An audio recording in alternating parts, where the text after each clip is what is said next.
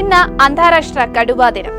കടുവകൾ നാടിന്റെ കരുത്ത് എന്ന സന്ദേശം പ്രചരിക്കലാണ് ദിനാചരണത്തിന്റെ ലക്ഷ്യം. World Wildlife Fund for നേച്ചറാണ് ദിനാചരണത്തിന് നേതൃത്വം നൽകുന്നത്. കടുവകളുടെ നിലനിൽപ്പ് നമ്മുടെ കൈകളിലാണ് എന്നുള്ളതാണ് ഈ വർഷത്തെ ദിനാചരണ സന്ദേശം. രാജ്യത്താകെ 3682 കടുവകളാണ് ഉള്ളത്. കാട്ടിലെ മൃഗങ്ങളുടെ എണ്ണം നിയന്ത്രിക്കുന്നതിൽ പ്രധാന പങ്കുവഹിക്കുന്ന കടുവകൾ സസ്യബുക്കുകളുടെയും സസ്യജാലങ്ങളുടെയും സന്തുലനാവസ്ഥ നിലനിർത്തുന്നു. കാട്ടിൽ സസ്യാഹാരം തിന്നു വളരുന്ന ജീവികൾ പെറ്റുപെരുകിയാൽ കാട്ടിലെ സസ്യലതാദികൾ മുഴുവൻ തിന്നു തീർക്കും. സസ്യങ്ങൾ ഇല്ലാതാകുന്നതോടെ കാട് വരൾച്ച ബാധിച്ച് നശിക്കും.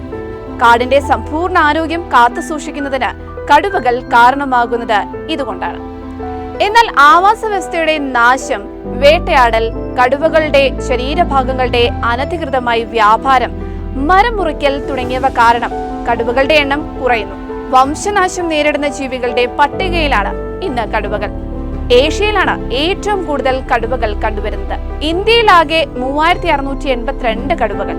ഏറ്റവും കൂടുതൽ മധ്യപ്രദേശിലാണ് 785 കടുവകൾ. 2021 ജനുവരി മുതൽ 2024 ജൂലൈ 21 വരെ രാജ്യത്ത് കൊല്ലപ്പെട്ടത് 510 കടുവകൾ. കേരളത്തിൽ 31 കടുവകളാണുള്ളത്. ഇതിൽ വയനാട്ടിൽ മാത്രം 16 കടുവകളുണ്ട്. കേരളത്തിൽ പെരിയാർ, പറമ്പിക്കുളം 2 കടുവാ സങ്കേതങ്ങളാണ് ഉള്ളത്. കടുവ അലറിയാൽ കാട് വളരുമെന്ന പഴമക്കാരുടെ ചൊല്ല് നൽകുന്ന പാഠം ഉൾക്കൊണ്ട് കടുവകളെ സംരക്ഷിക്കാനുള്ള ഓർമ്മപ്പെടുത്തലാണ് ഈ ദിനം നൽകുന്ന സന്ദേശം.